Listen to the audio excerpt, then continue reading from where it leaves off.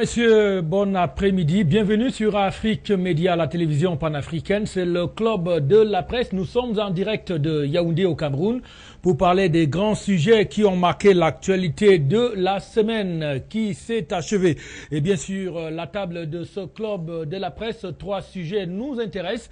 Nous parlerons bien sûr du bureau du Sénat qui est donc au grand complet avec l'élection qui a eu lieu cette semaine à Yaoundé. Niat Difendi Marcel est donc le président du tout premier Sénat camerounais et on va faire un décryptage géopolitique de la constitution de ce bureau du Sénat dans le cadre de cette édition du club de la presse sur Afrique Média également sur la table.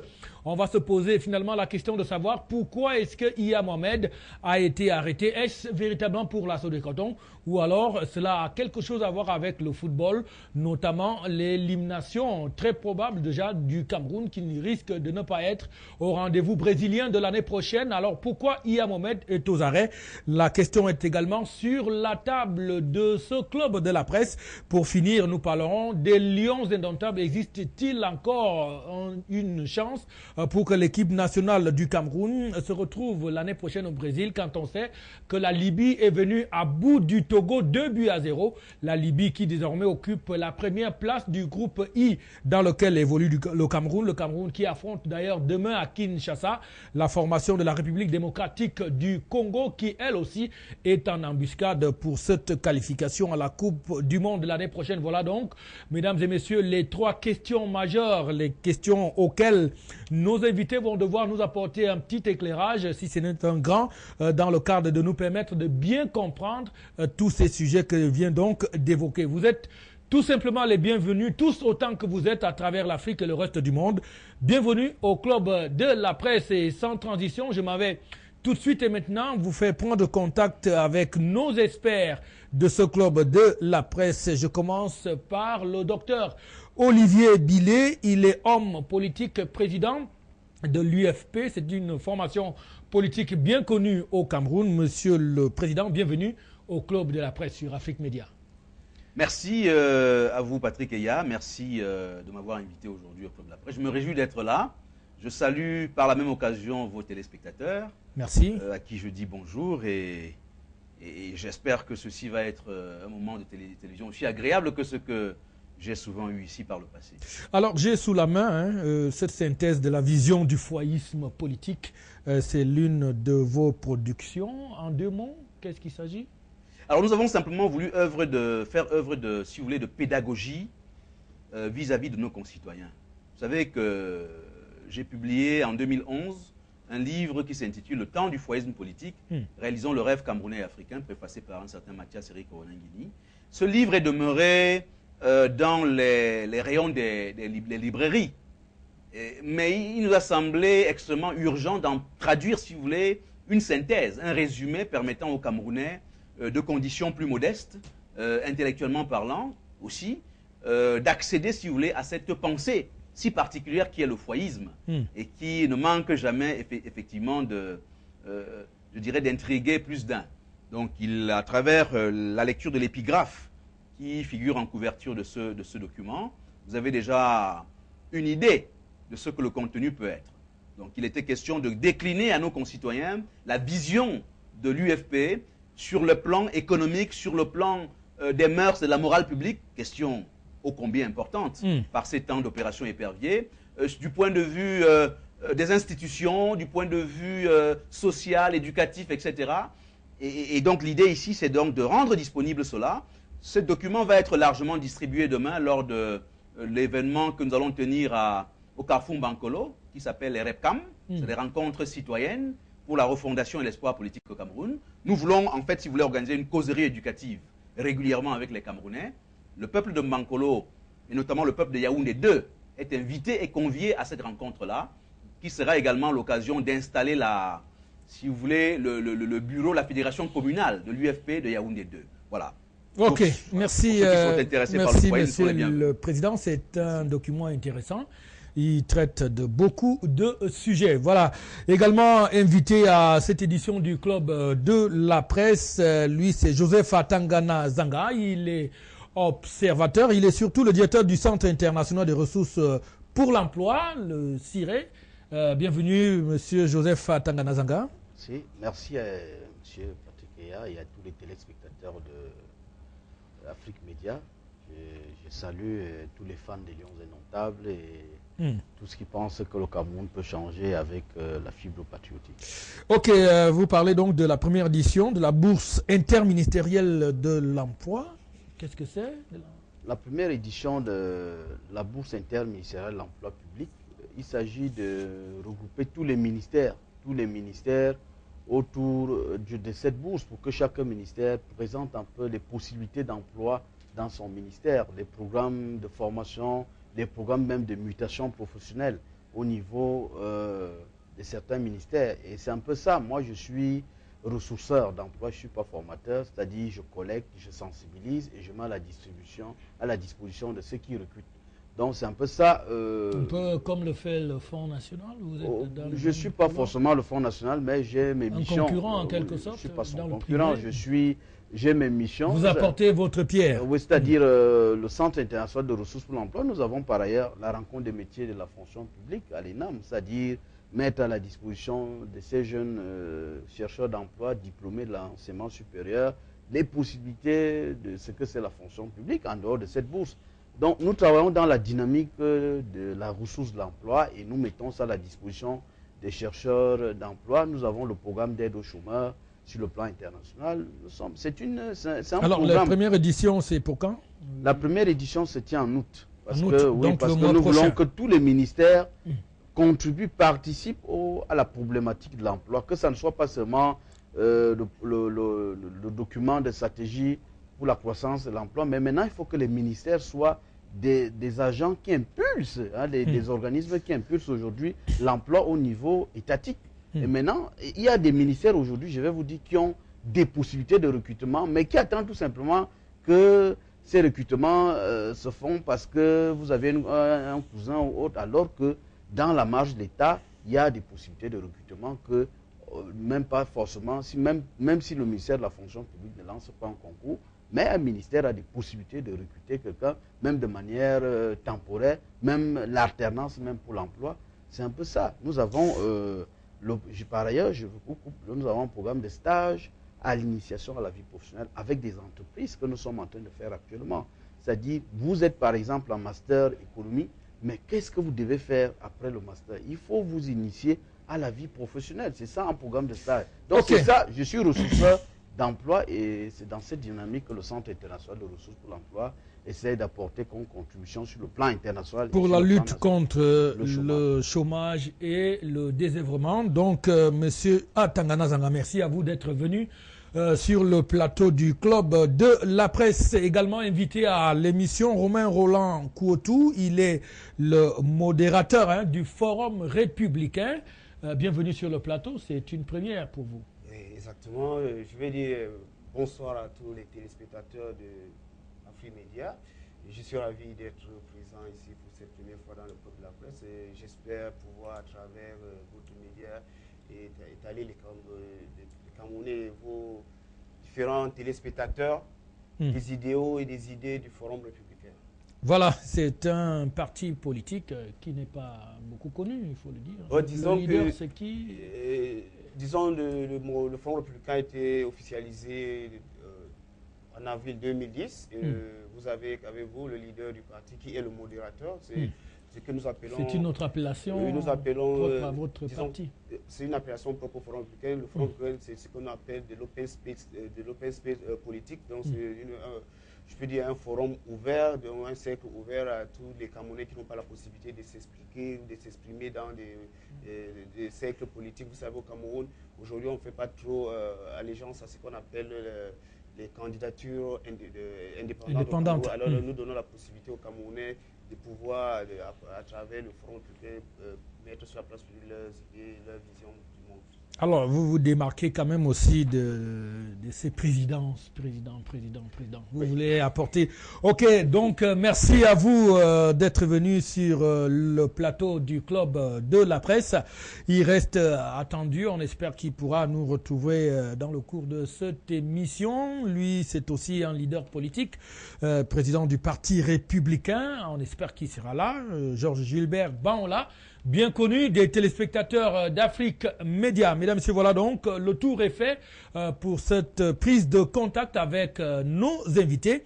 Cela nous laisse donc le temps d'entrer dans le premier thème qui nous intéresse, à savoir le Sénat camerounais qui est désormais opérationnel avec un bureau qui a été élu cette semaine, un bureau qui a à sa tête comme président Nyat Difendi Marcel, qui est donc la deuxième personnalité désormais du Cameroun. Le premier vice-président de ce Sénat, c'est Aboubakari Abdoulaye. On a également les vice-présidents, ils sont 4. Chouès Geneviève, Chuang Paul, Na Ondwa Sylvestre et puis Achidi Achou Simon. On a aussi des secrétaires, ils sont au nombre de 8. Et Baba Amadou Fon Fetche Ndje. Il y a également Obama Sam Samuel, Madame Awa Madeleine, Madame Mompea Marie-Claire, Madame Ayatou Pierrette, Dakole Daïsala et puis Ngayap Pierre Flambeau. Et on a également dans ce bureau 3 questeurs, Baskouda Jean-Baptiste, Ndjifwa Fontem et Madame Bissek Paulette. Voilà donc pour ce qui est de la constitution de ce bureau du Sénat. Et à présent, on va essayer de faire un décryptage. Il faut le dire, avant cette élection, beaucoup de choses avaient été dites dans les colonnes des journaux, sur les plateaux des télévisions et des radios. On a fait toutes sortes de pronostics et finalement, la décision est tombée. Monsieur Olivier Billet, on n'attendait pas Nyat Difendi Marcel à ce poste de président du Sénat, d'après ce qui avait été longtemps évoqué dans les colonnes des journaux. Vous êtes surpris, vous également, ou alors vous trouvez que c'est dans la normalité des choses? Écoutez, d'abord, je fais partie de ces Camerounais qui prennent acte de la désignation de monsieur, bien dire les choses telles qu'elles sont, de monsieur Nyat Difendi à la tête du Sénat, ainsi que du bureau tel qu'il a été constitué. Il est clair que nous sommes quand même face à une énorme surprise, parce qu'en réalité, effectivement, la plupart des analystes politiques de la scène nous avaient laissé entendre, parce que nous, en tant que modestes leaders, nous écoutons les analystes aussi, nous avaient laissé entendre que certaines personnalités, n'est-ce pas, constituaient, si vous voulez, l'essentiel, la shortlist qui était prévue. Enfin, il y a un certain nombre de noms qui étaient prononcés de manière assez régulière. Monsieur l'ancien Premier ministre Peter Massani Musonge, Achidi Achou, Geneviève Chouès qui se retrouve vice-présidente. Et même Bonbon Joya Ibrahim. Et même Madame Tokpanou, etc. Et bon, nous sommes précisément aujourd'hui, effectivement, en face d'une véritable surprise. En fait, le président de la République a encore une fois feinté les Camerounais. Ah, vous aimez bien cette expression. Oui, dans l'art de la feinte. Là, c'est pas la roublardise. Non, là, c'est plutôt la feinte politique, je crois. Ce n'est pas vraiment... On ne peut pas parler de roublardise ici. Ici, c'est la feinte qui probablement se situe... répond également probablement à un certain nombre de, je dirais, de contraintes politiques. On en reviendra peut-être. Mais il est clair que tout le monde a été pris de court, tout le monde est surpris. Et je crois que peu de gens pouvaient donner effectivement M. Nyat Difendi comme président de cette organisation. Voilà. Peut-être qu'on reviendra tout à l'heure. On y reviendra dans la constitution sur les tentatives d'explication de cette désignation. Voilà, le décryptage. Alors, Romain Roland, votre analyse, vous... Écoutez, moi je pense que en ce qui concerne les observations au niveau du Forum républicain, nous ne croyons pas beaucoup plus à une surprise. Vous savez, au Cameroun, la presse manque un peu d'éléments d'appréciation. Nous sommes dans un système de clientélisme où il n'y a pas un ordre. Donc là, c'est encore le clientélisme qui a prévalu au choix. Je crois que nous sommes toujours dans cette forme de fonctionnement où, à la fin de compte, il faut bien choisir parmi les postulants et qui sont vraiment les clients de cette politique. Donc, je veux dire, les journalistes au Cameroun, bien la presse, le média, n'a pas des instruments qui lui permettent de pouvoir évaluer. Vous regardez, lorsque vous observez la scène en Occident, en France, aux États-Unis, par un moment, la presse essaie de réduire ou bien de circonscrire un champ de choix et qui, généralement, s'avère un peu justifié. Au Cameroun, les journalistes, en manque d'informations, vous n'allez pas me démentir ici que la source d'information aujourd'hui est une ressource assez rare. Donc les journalistes, en manque de cette information, essaient de spéculer à tous les niveaux, dans tous les sens, au point où chacun fait ce qu'il peut avoir comme spéculation. Mais vous savez, M. Biya aujourd'hui est comme l'unique metteur en scène dans ce qui concerne la République du Cameroun. Donc, à ce moment, je crois qu'il vaut mieux ne pas s'aventurer à vouloir faire des pronostics lorsque vous savez qu'il est le seul, c'est le 5 père qui peut sortir une feinte à tout moment. Disons que cette feinte peut dépendre de ce qu'on attend. Si vous êtes de ceux des forums de République qui n'attendent rien, donc je pense qu'on ne parlerait pas beaucoup trop de feinte. Alors pourquoi vous n'attendez rien justement? Vous n'y croyez plus? C'est un système qui est corrompu ou alors vous estimez que il ne sait pas faire les choses? En fait, je veux vous remercier parce que vous avez donné l'expression, le système est corrompu. Non, je vous ai posé une question. En fait, c'est une question qui nous donne un peu de sa réponse parce que c'est peut-être pas une confirmation de votre part. Le système est complètement corrompu. Et vous voyez, ça fait 30 ans, 31 ans, M. Poubia, et là, ça fait 50 ans que la France a légué ce qu'on vous avez eu comme pouvoir administratif. Et nous nous retrouvons donc avec un parlement, avec les mêmes individus qui ont dirigé le Cameroun pendant 30 ans. Et vous savez où le Cameroun se trouve comparativement aux pays comme l'Éthiopie, l'Ouganda, le Rwanda et autres. Donc vous comprenez ce que ça peut donner en fait, comme résultat. En fait, de notre niveau, nous n'attendons plus rien. La jeunesse a été désabusée à tous les niveaux. Ce que nous espérons aujourd'hui, c'est d'avoir des conditions idéales pour pouvoir renverser le système en place et prendre, avec les prochaines élections qui arrivent, la direction des choses dans notre pays. C'est tout ça que nous attendons, la jeunesse. Essayer d'interroger les jeunes par rapport à ce qui s'est fait aujourd'hui. Tous les jeunes sont déçus. La formation, le président en tant que président de la République, avec son âge que nous connaissons aujourd'hui, a nommé un prince héritier qui avoisine, qui aujourd'hui est à 79 ans. Comprenez bien, le Cameroun aujourd'hui est dirigé par une classe de personnes vraiment exagérément âgées. Ok, voilà, Joseph Tangana Zanga, on va également recueillir votre analyse parce que Niat Ndifendi Marcel, quoi qu'on dise, n'est quand même pas un premier venu, c'est quand même un vieux de la vieille qui a roulé sa bosse aussi bien dans l'administration que dans le parti RDPC. Est-ce qu'on peut dire aujourd'hui que pour lui, c'est une juste récompense, peut-être au soir de sa vie, d'être honoré en prenant les rênes du Sénat du Cameroun? Oui, j'ai remarqué quelque chose lors de l'interview du président du Sénat. Il a commencé par dire à remercier le président et à remercier sa famille et à remercier le bon Dieu. Alors, je me suis posé, ça pose un problème? Je me suis posé la question, est-ce qu'il fallait remercier la famille ou le bon Dieu dans cette logique? Non, je ne pense pas. Parce que Marcel Niat, on connaît quand même son passé. Il a été tour à tour directeur général de la SONEL, maire de Banganté. Allez à Banganté voir ce que Banganté représente aujourd'hui. Ça n'a même pas évolué d'un pas. Il a créé une radio Mndumba à Banganté qui fonctionne à pattes d'éléphant. Il est resté dans son domicile à Banganté. Vous savez que le jour qu'il a été élu, Banganté, tout le monde a dormi, s'est couché à 19h.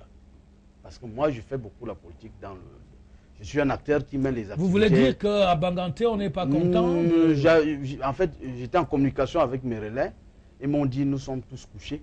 Ce n'est pas une affaire qui nous touche. Non, tout le monde était couché. Ce que vous dites est grave, monsieur. Je suis quelqu'un qui connaît les Banganté, Tonga, Bassam. Je suis comme un fils de Banganté. Si je parle avec vous à Banganté, je peux vous amener partout là. Donc vous parlez Bangoula, partout. Je suis comme un gars de Banganté. Parce que mes amis, monsieur Docteur Billet, c'est que nous avons des amis comment Banganté. Alors tout à fait. Donc je dis donc que j'ai appelé Banganté en soirée pour demander qu'est-ce que vous pensez. On m'a dit bon, ce n'est qu'au niveau de la chefferie Banganté que les gens essaient de se battre. Donc c'est pour, vous voyez donc comment la population il ne fait pas l'unanimité. Oui, il n'est pas content. Dans son département d'origine. Le président nomme les impopulaires. Parce que quand vous n'êtes pas, vous avez ce type de poste dans votre propre localité, les gens ne sont pas contents d'être deuxième personnalité de la République. Ça veut dire qu'il y a un problème. Parce qu'il a un passé politique qui n'a pas permis aux gens là-bas d'être contents. En 92, Niat était le premier vice-premier ministre, directeur général de la SONEL. C'est là où le SDF a gagné l'Ouest. En 92, il était le seul ministre à l'Ouest dans l'histoire politique. Donc c'est pour dire aujourd'hui que c'est un homme impopulaire. Mais maintenant qu'il a reçu, moi je le dis, je tranche comme un observateur. Jean-Claude Dulion, moi je n'attends rien, c'est pour dire que c'est le choix du président, le choix du parti, il faut le respecter. Il est notre président du Sénat, mais c'est pour dire que le clivage dans la logique de la fibre des répartitions des postes. Si on a pensé que le pouvoir nord-sud, grand-ouest se remet en place, c'est déjà quelque chose. Mais maintenant, il faut simplement que le Sénat qu'il impulse l'action du développement. Parce qu'il est bien d'être élu, mais maintenant se mettre au travail, que les gens sortent du débat de l'alternance. Il faut que les gens restent logés dans le débat des collectivités. Qu'est-ce qu'on peut maintenant, comment on peut redynamiser les collectivités? Qu'on laisse des problèmes de savoir, Niat veut remplacer, ça pourra être la personne probable à remplacer le président s'il en va. Non, que les gens impulsent le développement. C'est de ça qu'il s'agit du Sénat. Qu'on arrête de dire que comme maintenant les Bamileke vont prendre le pouvoir, parce que c'est le débat que l'opinion est en train de raconter le débat partout. Oui, un peu à la tribalité. L'axe sud, le jour que Niat a été élu, il y a certaines personnalités qui étaient à l'Assemblée le jour-là, qui ont passé le temps à dormir. Hein. Je connais une personnalité du Nord qui avait dit que les Bamileke ne pouvaient pas gérer le pouvoir, qui dormait complètement. Vous avez vu, monsieur le président, en fait, l'ancien Premier ministre, qui est président du groupe parlementaire au Sénat, vous voyez un peu comment ça se passe. Le président dit, bon, lui qui a fait propager partout dans les médias qui sera président du Sénat. Est-ce que c'est lui qui l'a fait ou je peux dire que c'était un jeu qui était organisé. Après, on dit, on a anticipé. On dit, bon, il faut faire passer la candidature du président Niat. Toi-même organise la candidature de celui qui sera ton président. Donc lui aussi, c'est un jeu machiavélique qui s'est passé. Donc maintenant, c'est de ça qu'il s'agit, cette politique. C'est pour le jeu de la manipulation, de l'instrumentalisation. Donc moi, j'attends tout simplement qu'on ait plus le développement des collectivités, le développement local au niveau de la base. Si cela est fait, vraiment, je respecte notre président du Sénat en tant que citoyen camerounais. Le reste, voilà, Georges Gilbert Banla, président du Parti républicain, nous a également retrouvé sur le club de la presse. Alors, c'est vrai que vous étiez déjà là lors de l'émission spéciale qui était consacrée à ce bureau du Sénat le jour même. Et à cette occasion-là, je me souviens que il y avait quand même des revendications, des reproches de votre part. La question que je voudrais poser aujourd'hui, Geneviève Chouès, est vice-président du Sénat. Est-ce qu'on peut dire que le bureau du Sénat respecte le partage équitable du gâteau national? Là, quand même, est-ce que vous êtes un peu satisfait de cette répartition des postes au niveau du bureau du Sénat? Je peux déjà bonjour à tous les téléspectateurs d'Afrique Média pour dire que c'est la retraite politique qui bat son plein. La retraite politique. Monsieur Biya va aller avec ses pères. C'est mon père, hein? On le dit comme ça. Hein. Il va aller avec ses pères en vacances. Il a décidé comme ça de les mettre hors d'état de nuit pour laisser la classe jeune qu'il a dit oser. Je crois que les jeunes peuvent déjà écouter cette interpellation. Au lieu de faire de la gestation pour dire que c'est la classe vieillissante pensante, il a tracé un couloir. Monsieur Niat est un ancien putschiste. J'assume ce que je dis. Il a fait 4 ans. C'est un ancien putschiste. Il a failli s'éventrer du côté du 7 avec une bouteille à l'époque parce qu'il avait été, disons, interpellé dans le cadre de la vision de la déstabilisation du pouvoir de M. Biya. Et à l'époque, il assumait, disons, que la conduite de l'énergie nationale. Alors, ça ne s'ouvre d'aucune contestation. S'il n'était pas complice, on ne trouverait pas deux chats à l'arrière-plan et en face. Il ne pourra pas dire qu'il n'était pas complice. Vous savez, pour qu'on déstabilise un pays, on attaque ce qu'on appelle les effets de souveraineté. L'électricité, l'eau et les armoiries de fusils. C'est très simple. Alors donc, je ne peux pas accepter aujourd'hui qu'il y ait un débat. Quand vous regardez ce clivage... Le bureau, oui. La répartition. La répartition. À un moment, les gens ont pris en otage le trésor public, parmi lesquels Niat. C'est Niat qui a fait que nous ayons les mauvais compteurs dans ce pays. Il y a un jeune anglophone, John, un gars de Balikumbat, qui avait pensé pour, disons, une bonne distribution disons que au niveau de la consommation réduite. Mais Niat avait émis une fin de non-recevoir. J'étais dans son bureau ce jour au lieu dit Bonanjo. Je crois qu'il peut savoir de quoi je parle. Niat s'est enrichi illégalement et il a utilisé les médias publics. J'étais très ahuri tout à l'heure et hier de savoir qu'un prédateur vienne comme ça se vanter du fait qu'il n'était rien parce que son père n'était pas un sémencier ni un orpailleur, comme on dit, et qui lui avait laissé un héritage, et qui disent que je suis l'ami de M. Biya en montant ses pâturages. Depuis que M. Biya est arrivé aux affaires, il n'a jamais dit que M. Ahidjo m'a laissé ce patrimoine, encore moins son pâturage bélier ou quoi que des richesses. Vous voyez, c'est un peu de l'analphabétisme. Je crois que c'est un électricien vraiment. Il n'est pas un politique. Donc, c'est un peu le côté... Il veut vendre mal la peau de M. Biya. Donc c'est un mauvais casting. Non, c'est pas un mauvais casting. C'est une déstabilisation, c'est une préparation psychologique. Vous comprenez, hein? Dans les clivages bantous, chacun respecte la rationalité de son village. Nous sommes dans un pays ethnique. Que les gens veuillent ou pas, c'est la traçabilité politique. Vous comprenez? M. Niat a vendu moins cher la peau de M. Biya depuis quelques heures. Ça ne se fait pas. Ça ne se fait pas. On n'utilise pas les médias pour venir narguer les Camerounais qui n'ont pas un comprimé. Pendant que M. Biya dit que la richesse au Cameroun est mal partagée, la deuxième personnalité, avec toute la confiance qu'on lui a faite, utilise les médias publics. J'espère qu'il a payé le public reportage. Et si vous allez à la CRTV, il n'en a pas payé. Je suis sûr que d'autres... C'est quand même la deuxième personnalité. Donc, je suis désolé, on n'utilise pas les effets d'utilité publique sans qu'on ne puisse respecter le cadrage. Donc, c'est un peu ça. Vous voyez, M. Biya a compris quelque chose. J'ai des compagnons qui n'ont pas mesuré l'opportunité de la constitution de notre pays.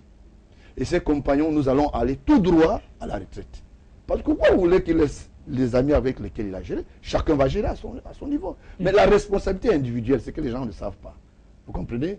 J'ai suivi dans ses propos que sa femme a même osé dire M. Biya est revenu à de meilleurs sentiments parce qu'il a réparé le tort. C'est là, les archives sont là. Tout le monde a vu. Moi, je fais une lecture d'un homme politique qui fait un bon voisinage politique. Vous comprenez? C'est pas normal.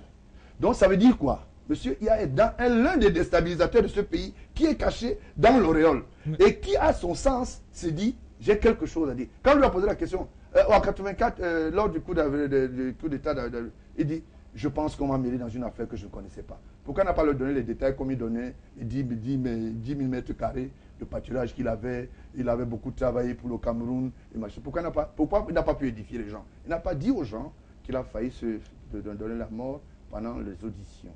Et c'est des gens qui étaient très proches d'un des déstabilisateurs à l'époque du directeur général de Fonader. Parce que c'est le Fonader qui finançait en fait le pâturage.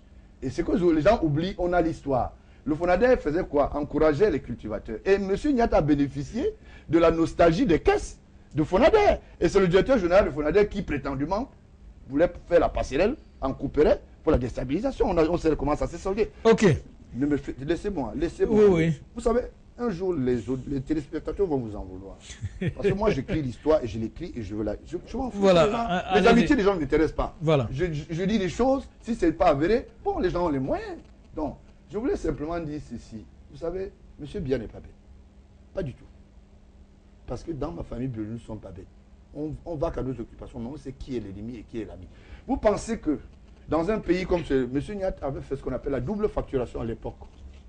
Vous comprenez? La double facturation à l'époque de EDC. C'est des gens qui faisaient ce qu'on dit le captage de la facturation. Donc c'est lui qui connaissait le nombre d'abonnés, qui payait et qui ne payait pas. Vous comprenez? Il nous a laissé une sonnelle morte. Vous avez compris? Aujourd'hui, c'est le seul qui fournit le bois des poteaux. Il a l'exclusivité contractuelle. Vous pensez que les gens sont bêtes? Les gens ne sont pas bêtes. Sa femme a bien dit, M. Biya a réparé le tort. Nous, on veut dire, je voulais dire ceci, en tant que représentant d'un parti politique, pour dire 5 ans, c'est très peu. Nous, on va traîner M. Niat au tribunal. Vous savez pourquoi? Non. On a des documents et nous sommes documentés. Et mon père sait que je suis bien documenté. Je ne peux pas laisser, comme ça, qu'on prenne en otage une classe jeune qui passe à une vertu verte dans une république qui se veut être une république honorée. 76% des jeunes ne sont pas intégrés dans la vie nationale.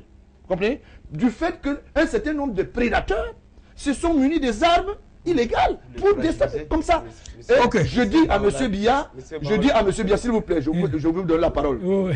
Je n'ai pas parlé de ceux qui ont détourné les écoles qui ont amené dans le Noun. Je peux parler de ça, ça ne me gêne pas. Donc je n'ai pas parlé de ça. Si vous voulez, je peux y aller. On va y arriver. Je voulais simplement dire le père de l'autre. Non, pour cela, je voulais simplement dire que vous aurez le temps chute en disant ceci. Oui. Qu'ils sachent que l'histoire, on ne la trompe pas. Et nous sommes bien archivés et les jeunes sont préparés. La seule personne qui a eu le courage parmi cette classe partante politique, c'est M. Biya qui a dit aux jeunes, osez. Et moi, je vais oser. Ok, on a quelques messages. Hein. Il faut avouer que c'est un débat qui commence à s'animer.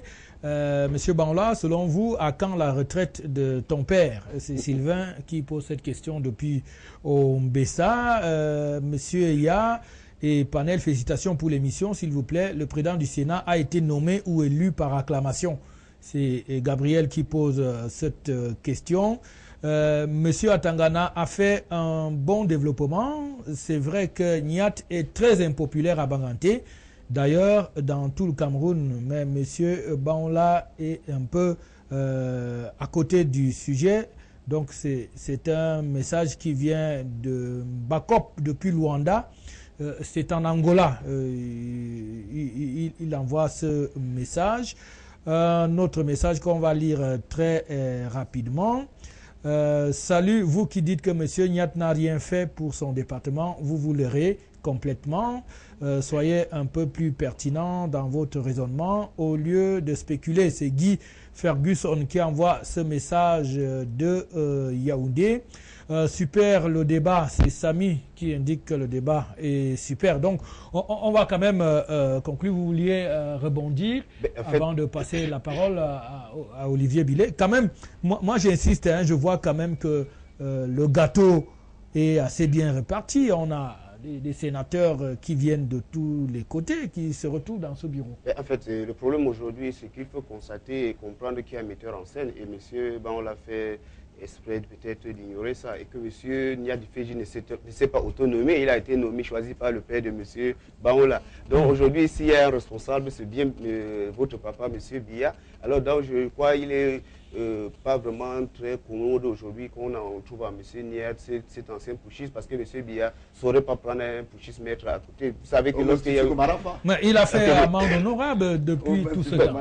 Écoutez, vous savez, à pareille circonstance, lorsqu'il y a un problème étatique, on essaie de tirer dans tous les sens parfois pour chercher la vérité. Et en fin de compte, on se rachète comme vous venez de le prononcer selon Mme Niat Difeji, qui aurait déclaré que M. Biya... Qui a déclaré, c'est là. Enfin, je n'ai pas suivi, j'ai dit aurait déclaré que M. Biya a réparé le tort. Donc moi, je pense qu'aujourd'hui... Il y a une idée courante, sans vous couper, qui faisait état de ce que l'Ouest avait été lésé. Ne parlant que de ce Sénat-là, on sait que la liste de l'Ouest avait été disqualifiée et que c'est une région qui finalement n'occupait pas de hauts postes au niveau constitutionnel, par exemple. Moi, je vais vous dire, le Cameroun est divisé en 3 grands blocs. Vous avez le grand linguistique, donc les anglophones, les francophones. Vous avez le bloc géographique, la partie du Grand Sud et la partie du Grand Nord. Je crois que ce sont ces équilibres qui ont amené le Cameroun à se retrouver aujourd'hui. Et bien seulement aujourd'hui, on peut peut-être louer le courage de M. Biya de vouloir casser ce bloc, parce qu'auparavant, nous savions qu'il fallait avoir un Premier ministre anglophone ou bien un président du Parlement anglophone et vice-versa. Aujourd'hui, nous revenons à un grand Sud qui se partage tous les postes de l'État. Et je crois que M. Baola vient de nous présenter déjà ce mécontentement de la part de la famille, peut-être, je ne sais pas la famille biologique, bien sûr, ou nucléaire, je vais dire de la famille, peut-être peut-être aussi politique, ethnico-politique, et aussi de la, ça c'est le mécontentement de cette famille-là. Et vous avez aussi encore affaire à cette famille régionale de la partie septentrionale qui aujourd'hui est en train de perdre le pouvoir. Vous comprenez un peu que dans ce dessin, cette caricature politique de M. Biya, on est finalement en train de dessiner le diable au mur, parce qu'il y aura des revendications qui vont sortir maintenant de tous les côtés au Cameroun, et ça c'est un danger. Voilà, Olivier Billet, la répartition, elle vous convainc quand même, c'est respecté. La région de l'Est quand même est aussi représentée avec un secrétaire. Ah non, mais écoutez, non, je crois que si on veut être sérieux dans l'analyse de ces questions-là, on est quand même obligé de constater que... D'abord, moi, je voudrais que le débat, qu'on essaye de l'élever un peu. Parce que les considérations, évidemment, de toutes sortes peuvent être évoquées autour de cette table. Mais s'il faut que je réponde de manière précise à votre question, je voudrais vous faire savoir que, n'en déplaise à mon voisin Kotou qui vient de faire une répartition, le Cameroun aujourd'hui c'est quand même effectivement 10 régions. C'est 10 régions. Et parmi ces régions, vous avez une région qui s'appelle la région de l'Est, dont je ressortis, et qui est l'une des les plus grandes en termes de superficie et en termes de contribution même à la richesse nationale. N'est-ce pas? Je crois qu'on ne peut plus évaluer le nombre de billes de bois, le nombre de pépites d'or, de diamants et de minerais de toutes sortes qui ont été, je dirais, qui sont sortis de cette région, de produits agricoles, produits agro-pastoraux, qui ont contribué à construire notre pays.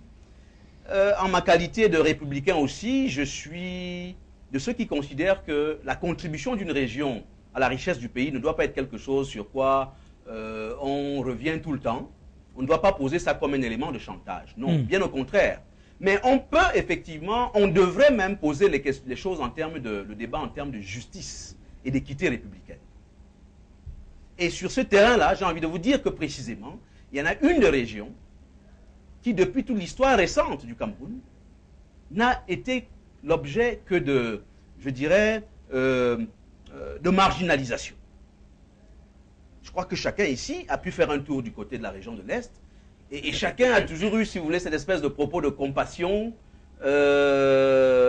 pour constater qu'effectivement, l'environnement infrastructurel et social était lugubre, que voilà une région qui est en état de déréliction perpétuelle, et que d'une manière générale, lorsqu'on regarde les grandes institutions de l'État, lorsqu'on regarde les grands corps de l'État maintenant, j'ai envie de vous dire que depuis 30 ans de renouveau, malheureusement, hélas, la région de l'Est n'a jamais été représentée dans les, je dirais, dans les instances les plus significatives de l'État. Aujourd'hui, toutes les régions sont là représentées dans ce... c'est une question de justice. Hein. Moi, je vais vous dire, chaque fois qu'il y a eu... D'ailleurs, je ne me suis jamais positionné comme un leader régional. D'ailleurs, le discours que je prône, qui est le foïsme politique, est un discours absolument national et transcendant. Il transcende les régions. N'est-ce pas? Mais je suis obligé quand même de revenir sur cette question. Parce que de la même manière que je suis revenu sur la question du mariage homosexuel, sur la question des crimes rituels, qui ont donné lieu à des tribunes. La question de Vanessa Tchatchou et son bébé, etc. Chaque fois qu'il y a eu inéquité, acte d'injustice avéré sur le territoire du Cameroun, je me suis toujours levé pour prendre une tribune, ou bien pour prendre position dans les médias. Ça s'est même parfois fait par des conférences de presse. Et j'ai donc, si vous voulez, une réaction à paraître en début de semaine prochaine sur le sujet. Et puisque Albert Patrick est là, vous posez la question de la péréquation qui a été opérée au niveau des positions. Côté Sénat, là, vous devez constater avec moi que là, encore une fois de plus, l'Est n'y est pas. L'Est n'y est pas. L'Est n'est ni à la présidence de la République, elle n'est ni au Sénat, ni... il y a quand même Madame Ompéa, Marie. Non, mais laissez-moi continuer. Qui est secrétaire. Laissez-moi, secrétaire, c'est quoi? Secrétaire, c'est membre du bureau du Sénat. C'est une position de lampiste absolu. C'est une position absolument anecdotique. Je parle de position significative à la tête de l'État. Et de ce point de vue-là, je dis quelque chose qui me paraît extrêmement clair, ni à la présidence de la République, ni au Sénat, ni à la primature, ni à la, au Parlement, je veux dire l'Assemblée nationale, n'est-ce pas? Ni au Conseil économique et social, ni à la Cour suprême. Dans aucune des instances majeures de ce pays, vous ne trouverez un ressortissant de l'Est. Je vous prends un autre exemple. Vous prenez 10 régions au Cameroun, il y a 10 gouverneurs, il n'y a pas un seul qui ressortit de cette région. Je vous prends les directions générales des entreprises publiques et parapubliques au Cameroun. Vous n'en avez pas un seul qui occupe une fonction au sein d'une direction générale qui ait du sens. Les seuls qui sont attribués sont les directions générales profondément anecdotiques. L'ANAFOR, comment vous appelez ça, le palais des congrès, vous appelez ça direction générale? Je suis d'accord avec Banla quand il dit que la variable tribale et ethnique au Cameroun est quelque chose d'absolument important.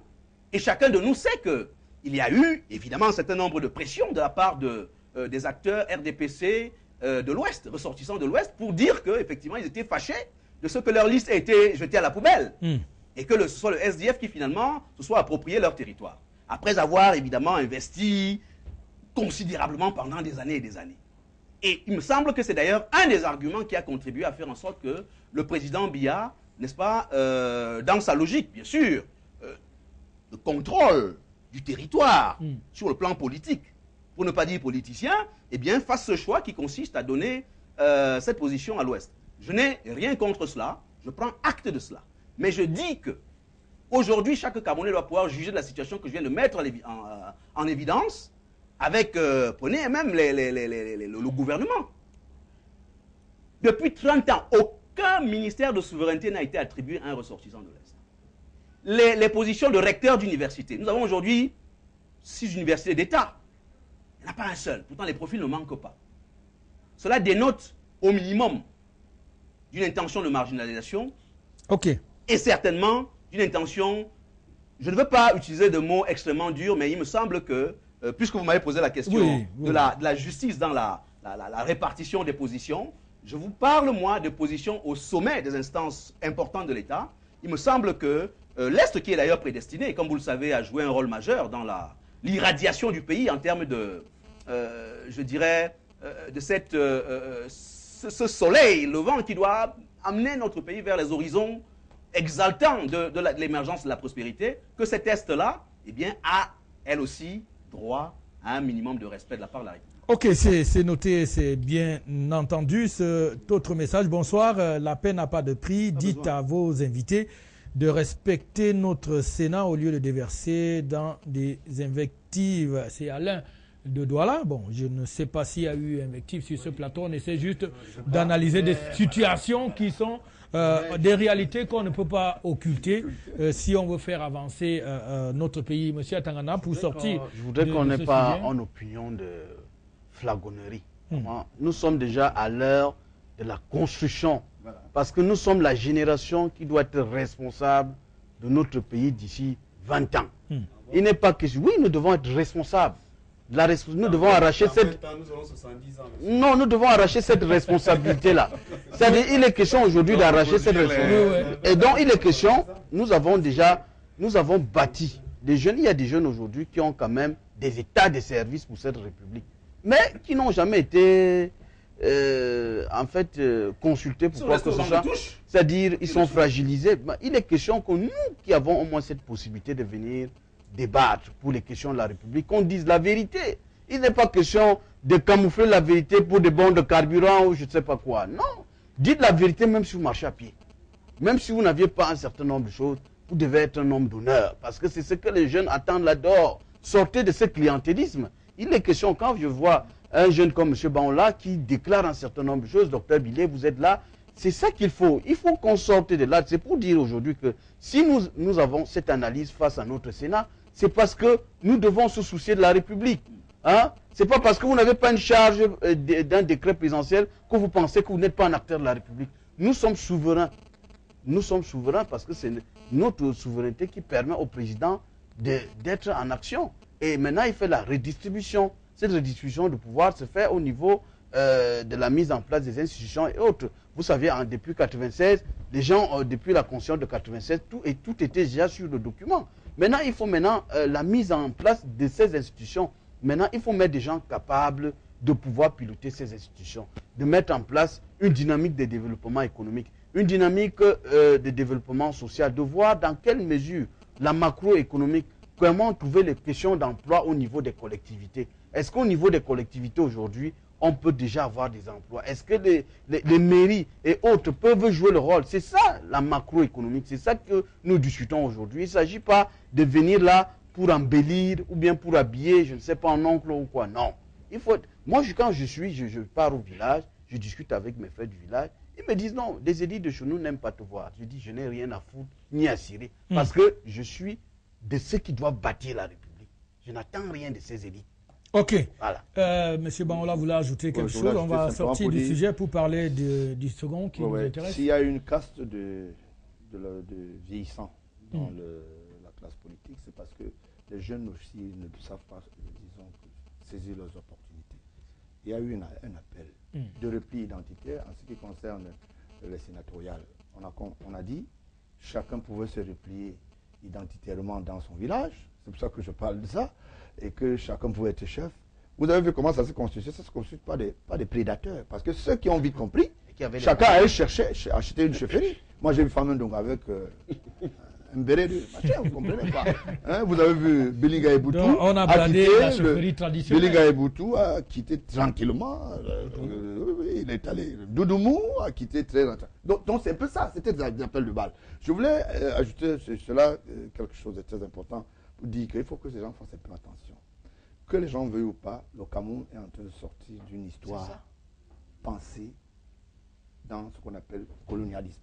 Et nous sommes aujourd'hui dans ce qu'on appelle le train de la démocratie. Que les gens veuillent ou pas, Biya, il est en retraite. Je vous le dis en tant que... Il n'est pas éternel là, il est en retraite. Et s'il vous plaît, on va y arriver.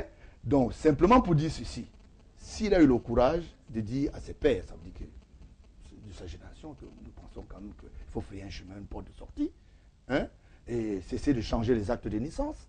Nous pensons que, et peindre les cheveux avec un peu de black, je ne sais pas comment on appelle ça, bon, nous sommes en train de sortir. Je crois que nous avons une bénédiction.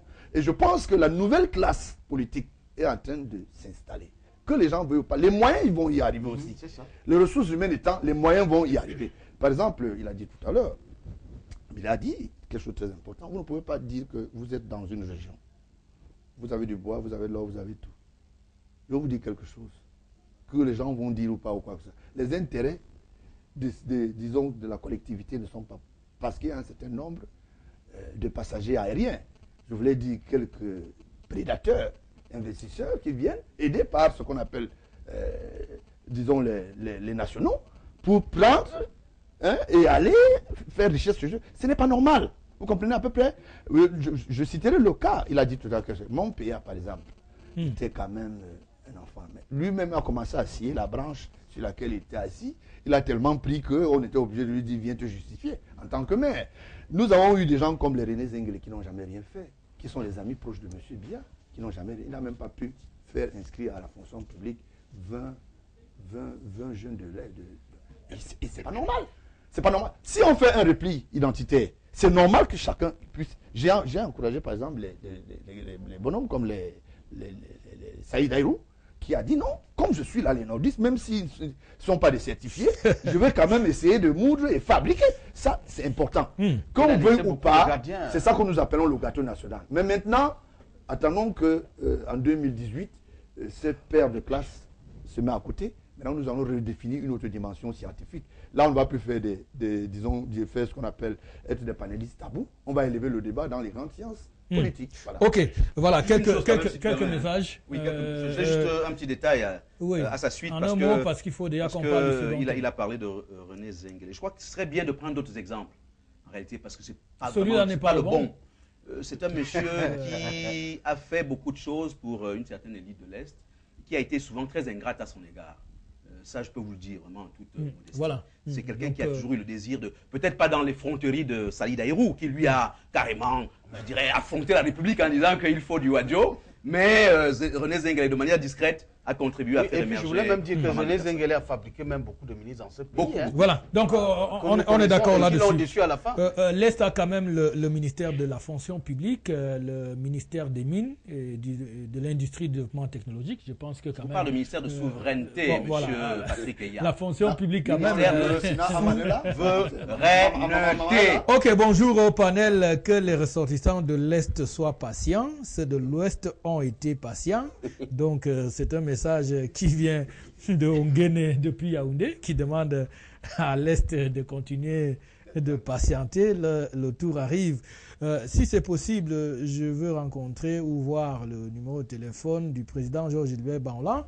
Bon, ça sera après l'émission. On verra si c'est possible de vous passer le numéro de M. Baola. Bonjour, juste pour féliciter le président Baola, c'est Alioum depuis Marois qui vous félicite pour vos analyses. Bonsoir le panel, 2 absents de marque aujourd'hui, professeur Mathias, et voilà, ils seront là une autre fois. Monsieur Baola doit arrêter de rappeler qu'il est le fils du président. C'est pas ça de ça qu'il est question. Bon, c'est un message de William depuis Douala. D'autres messages. Monsieur Billet, je suis très d'accord. Nos élites sont naïves et regardent leurs intérêts. Regardez la route Berthoud-Molundu, 30 ans. C'est choquant. C'est Gabriel qui envoie ce message. Je crois qu'on va s'arrêter. Hein. Georges, vous parlez toujours des dossiers.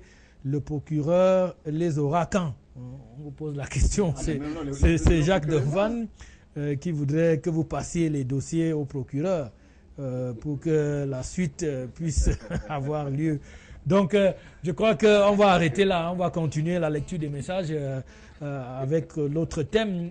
Nous allons jumeler les deux thèmes puisqu'ils se ressemblent peu. On va parler un peu de Iya Mohamed parce que finalement, il y a une grosse polémique aujourd'hui. Beaucoup de Camerounais pensent que Iya Mohamed est aux arrêts, non pour sa mauvaise gestion de la Sodo Coton, mais plutôt pour des questions liées au football. D'ailleurs, il s'est dit que le président était très fâché après avoir appris que les Lions avaient perdu au Togo et que ce qui a précipité finalement la décision sur l'arrestation de Iya Mohamed. Je ne l'invente pas, il y a des journaux qui ont même titré sur la question, mutation pour ne pas le nommer, raconte un peu le film de l'arrestation. Alors nous, la question qu'on a voulu vous poser, est-ce que vous partagez cette analyse selon laquelle Paul Biya a décidé de l'arrestation de Iya Mohamed à cause du football, pendant qu'on pensait que c'est une histoire qui touche, n'est-ce pas, la gestion de la FECAFOOT. On va commencer. Oui, vous vouliez. Oui, nous avons le titre sous les yeux. Comment Paul Biya a ordonné l'arrestation de Iya Mohamed. Et vous pensez que c'est finalement quelque chose à voir avec le football plutôt que de la Sodo de coton? Je suis très mal en point de savoir que Bilal dit qu'il faut lever le débat. Mais je ne peux pas avoir des bons de commande pour mon journal et je ne les justifie pas. Je ne comprends pas comment ça se passe dans ce pays. Donc, qui a des bons de commande? Vous parlez des journaux qui... Vous savez, on ne peut pas fonctionner comme ça. Pendant que nous autres, on se lance dans une bataille, les autres sont de bons joueurs au petit malin. Vous titrez en fonction de la mangeoire. On veut bien savoir. Parce qu'à un moment, on va ramener le débat de la presse. On revient avec les titres et les bons de commande et les chèques touchés. Là, ça va être un vrai débat. Mais ce n'est pas normal. Comment vous pouvez expliquer que Monsieur Iya est sous main de justice ou bien interpellé par la justice depuis 2012, le 26 mars. Un dossier a été transmis au Minconsupé pour vérification de la gestion de la Sodo de coton. Sous l'instigation du président de la République. Ce qui est tout à fait normal. Suite à une dénonciation de ses propres pairs, ça veut dire que ses propres collaborateurs. Et ce dossier a fait son chemin de 2012 à 2013. Et aujourd'hui, on estime que c'est parce que M. Biya a suivi, comme si le Cameroun n'avait jamais perdu un match. Alors, il était très fâché. Je dis non. M. Iya devrait être interpellé après le 20 mai. Vous savez pourquoi il n'a pas été interpellé? Moi, je peux vous donner aussi. Non, je peux vous dire simplement. Parce qu'il faisait beaucoup de la gesticulation. Il a réuni des enfants autour de lui qui faisaient beaucoup de... Quand c'était pas Douala, je vais organiser l'assemblée à Yaoundé. Et ça fait beaucoup de remous. Vous comprenez? M. Biya, qui est un bon technicien politique, il a dit, OK, je te laisse d'abord gesticuler. Mais je prends en otage le tribunal spécial.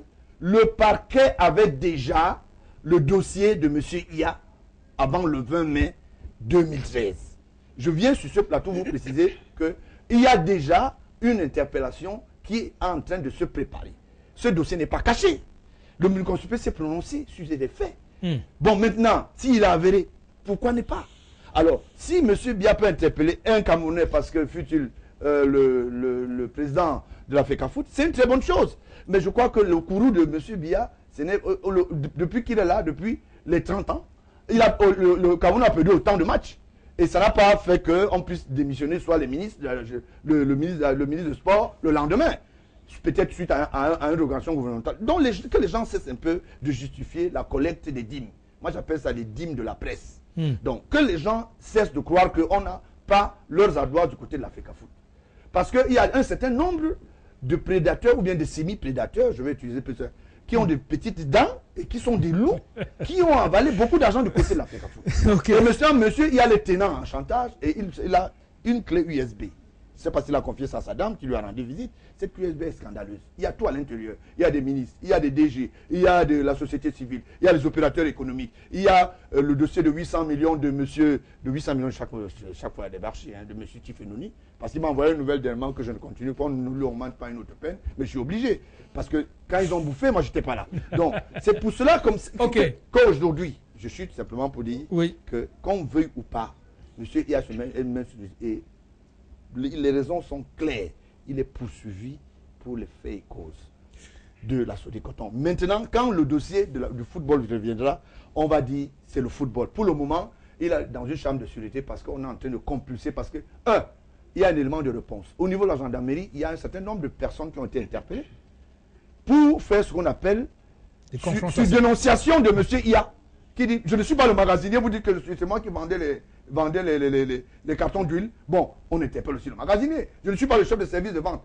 C'est lui qui met en mal. Et le dossier qui est ficelé par le terrorisme, c'était, on le mettait dans une chambre de sûreté pour qu'il réponde de ses actes. Quitte à établir plus tard que M. Iya n'est pas... Bon, réparation sera faite. Il est entre les mains de la justice. Bonjour, je suis très fier de vous malgré ma situation actuelle. Monsieur Georges Gilbert Barra, je voudrais être membre de son parti, c'est Jean Irène. Donc vous venez de gagner là une militante de plus. Alors, Romain voulait prendre la parole, mais la question c'est quand même de savoir, est-ce que c'est une simple coïncidence que cette arrestation intervienne au lendemain de la défaite? C'est peut-être cela qui fait en sorte que les gens fassent le rapprochement. Moi, je pense qu'il y a une certaine irresponsabilité au niveau de la gouvernance. Et en sorte que la mise en scène a voulu que ce soit le lendemain d'une victoire. Je crois qu'en termes de bonne gouvernance, et M. Iya qui a pratiquement passé 29 ans, je crois, à la Sodecoton, aurait dû être arrêté auparavant. Qu'est-ce qu'on en dit aujourd'hui de la gestion de M. Iya les 2 premières années, la 3e année, la 4e, la 5e, jusqu'à la 29e année?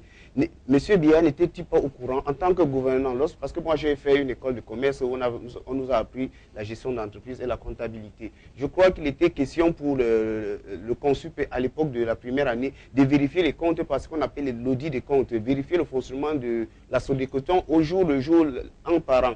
Ce qui n'a jamais été fait. Vous comprenez, donc tout à l'heure je vous parlais du clientélisme politique, parce qu'à l'époque, le RDPC faisait pignon sur lui et il fallait à tout prix contenter les amitiés politiques afin d'organiser, donner les moyens d'organisation des meetings et des congrès. Alors nous voilà, nous sommes arrivés dans cette politique d'embuscade où tout le monde s'est servi des caisses de l'État, des caisses des sociétés d'État, et un bon matin, le challenge étant fini, on se met à prendre à gauche, à droite. Moi je pense que dans cette condition, dans cette situation, le responsable même de la situation, c'est le président de la République qui avait le devoir de demander les comptes des sociétés à tout gestionnaire de biens publics. Vous voyez, on venait de mettre on venait d'interpeller M. Metou qui aurait aussi fait plus de 9 ou 10 ans à la tête d'une société d'État. J'ai dit, c'est des situations anormales. Chaque année, un président de République, ça travaille. Ça veut dire quoi? Vous devez suivre vos collaborateurs, vous devez suivre ceux à qui vous accordez la confiance de travailler. Est-ce que ça a été fait? À quoi servent les conseils d'administration? À quoi les conseils? Si nous prenons justement, le cas du contrôle, nous avons eu ce cas. Et vous comprenez donc? Le conseil, il a ouvert tous les comptes. L'écriture de conseil d'administration n'empêche pas l'État de mettre en place une commission d'audit pour aller vérifier les comptes, vérifier même le compte. On audite une société comme ça sans... Chaque année, l'État doit savoir le fonctionnement de la société, le niveau de fonctionnement et la gouvernance, la gestion de ça, c'est dans le principe. Ça, c'est le principe. Mais malheureusement, on a mis en place un système de clientélisme et aujourd'hui, nous sommes victimes. Mais seulement, dans la mise en scène de l'arrestation de M. Iya, vous comprenez qu'on attend de M. Iya. Pas M. Iya. Non, pas M. Iya. M. Iya, vous comprenez qu'on a attendu le lendemain d'une défaite et dans l'imagerie. Ah bon? Le lendemain d'une défaite. Dans l'imagerie populaire, c'est tout à fait normal qu'on pense que ce soit une affaire de bravo, puisque depuis un certain nombre de temps, un certain nombre de jeunes sollicitent le départ de M. Iya de l'Africa Foot. Et on a l'impression que M. Biya, comme dans le Prince Machiavel, est en train de résoudre le problème de la foule qui sollicite le départ qui demande la tête de Iya Mohamed.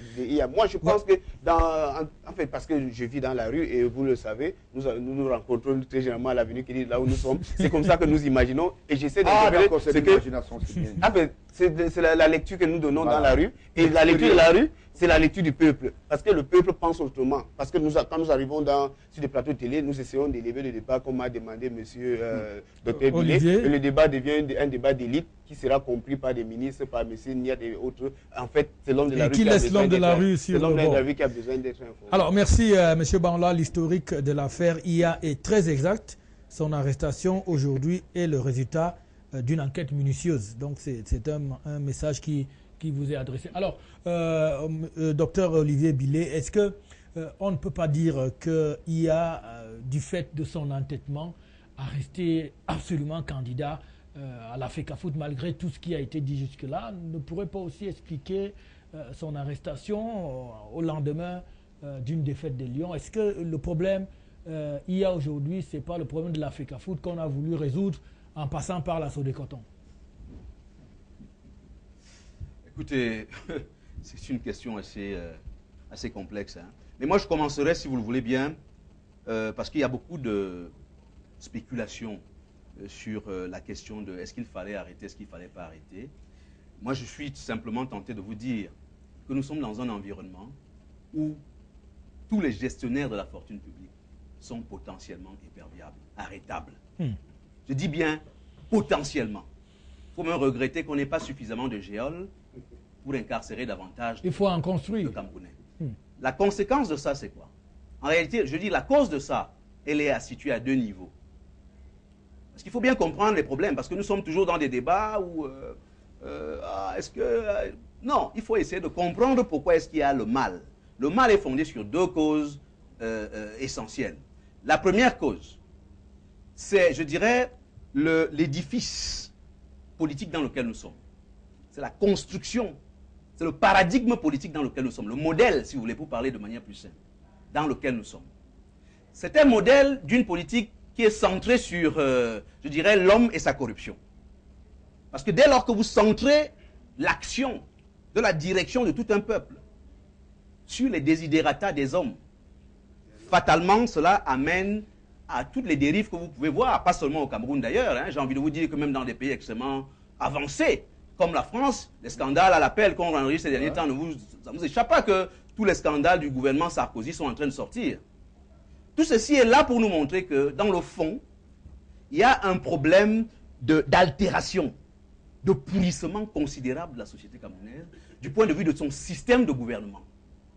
Et que, si vous voulez, vous avez donc une classe d'acteurs de la bureaucratie politico-administrative qui ont été, je dirais, moulés, qui ont été configurés dans l'idée que, quand on vous nomme là, c'est pour que vous accédiez à votre part, la chèvre broutant là où elle est attachée. Et conséquence, tous les frères du village, d'ailleurs, souvent, quelqu'un qui était un inconnu parfait, dès lors qu'il y a une nomination, tout le monde envahit son domicile, etc. Et je peux vous dire que deuxième élément, qui va même, je dirais, être un des facteurs essentiels du développement aussi, du détournement de la fortune publique dans notre pays, c'est, si vous voulez, le phénomène d'indigence, de pénurie qui prévaut dans notre pays, d'une manière générale. Oui, parce que ces fonctionnaires qui sont à la tête de l'État, souvent, ces structures-là, au fond, aujourd'hui, un fonctionnaire de catégorie A2 qui a vraiment poussé, il parvient difficilement à 300 000 francs de salaire. Difficilement. Et lorsqu'il est érigé sur une position de membre du gouvernement ou bien le directeur général de l'entreprise, la charge sur lui est encore plus considérable. C'est-à-dire que c'est le matin, midi, soir, vous avez des gens devant votre porte, il faut résoudre les problèmes des Camerounais qui sont malades, qui sont mourants, qui sont le village, etc., etc. Conséquence, je ne veux pas justifier quoi que ce soit, mais conséquence, cette situation a tendance à créer, si vous voulez, une dynamique où même l'opération Épervier ne fait plus peur à personne parce que les gens se disent, mais nous vivons dans un contexte. Je me souviens d'un membre du gouvernement qui m'a fait cette révélation, qui m'a dit, mais le matin, quand je me réveille, je donne même des instructions que je ne vois personne, mais c'est madame qui me dit qu'il y a tel. Jusqu'à 20h le soir, pour ne pas dire 22h.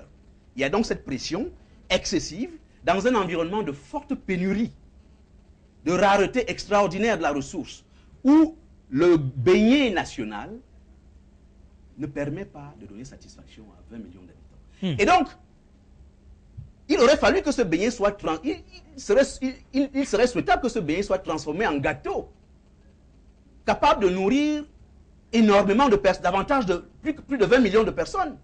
Mais constatez avec moi que je ne crois pas que les politiques qui sont mises en œuvre, malgré tout leur intérêt,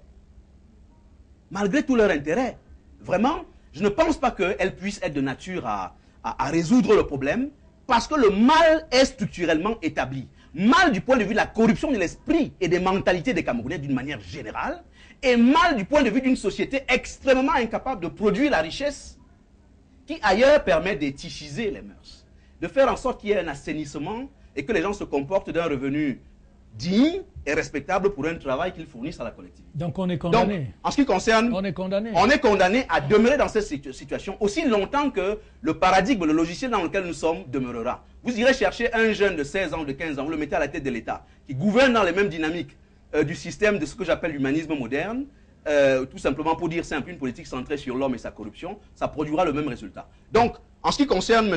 Iya Mohamed, je ne sais pas si c'est la défaite des Lions au Togo qui a été à l'origine de son incarcération. Je crois qu'il faut être un devin pour savoir pourquoi est-ce que ça s'est fait dans un timing aussi resserré. Mais il est clair qu'il pouvait arrêter à n'importe quel moment. Ça aurait pu être au lendemain du 20 mai, ça aurait pu être en 2011, ça aurait pu être bien plus tôt. Mais il me semble qu'aujourd'hui, nous sommes dans un contexte où, Albert Patrick et ne perdons pas notre temps à ratiociner sur pourquoi est-ce qu'on arrête tel à tel moment, à tel autre. Tout le monde est potentiellement arrêtable. Et perviable. Voilà. C'est vrai que vous avez commencé à répondre. On a une question qui nous vient de Porto Novo au Bénin. C'est M. Obanichala qui pose la question sur l'arrestation de Iya Mohamed. Il veut savoir, est-ce qu'elle est liée à la FECAFOOT? Vous pensez que ça... Parce que dans l'imagerie populaire... Je ne suis pas un employé de la FECAFOOT.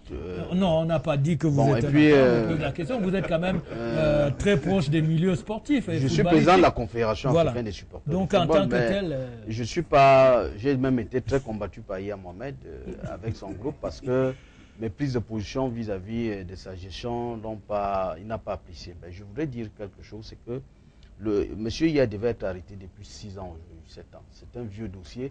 Il y a eu beaucoup de délégués généraux de la Sécurité nationale qui ont reçu ce dossier à tout moment. Et demain, on va arrêter Iya le 20 mai prochain, 20 mai 2011, 20 mai... Donc, c'est un vieux dossier. Et ce dossier a pris son temps. Ce dossier a pris son temps. Et vous savez, le président, c'est un homme du temps. C'est un homme du temps. Dire que parce que les Lions n'ont pas gagné et que le président a décidé d'arrêter Iya, ça, c'est un faux débat. C'est que... Même si Achille, depuis Yaoundé, pense que l'affaire là est forcément liée à la FECAFOOT. Il insiste, hein, le problème est que ceux qui ont fabriqué Iya Mohamed, hein, quand on a créé le comité de gestion, provisoire de la FECAFOOT, c'est à ce temps où le ministre Ona Joseph était ministre des Sports. On arrête donc Pascal Baonla, on